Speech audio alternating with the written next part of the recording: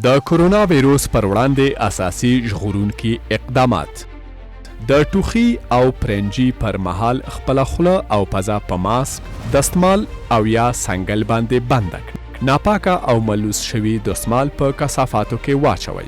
په ورځ کې پر صابون څو ځله د لاسونو پرېمینځل، د لاس پاکولو مایع او یا د سانیټایزر کارول اړین دي.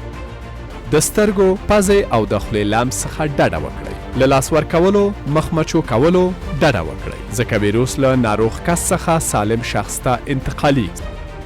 څارویو څخه له مخامخ تماس نه په کلکه ډډه وکړئ. هر ډول غوښې او هګۍ په سمه توګه پخې کړئ. د ټولنیزو فعالیتونو پر مهال خوندي فاصله مراعات کړئ. لږ تر لږه باید تر 1 متره پورې فاصله ولرئ، په ځانګړې توګه هغه کسان چې ټوخی یا پرنجی کوي او یا تبه لري.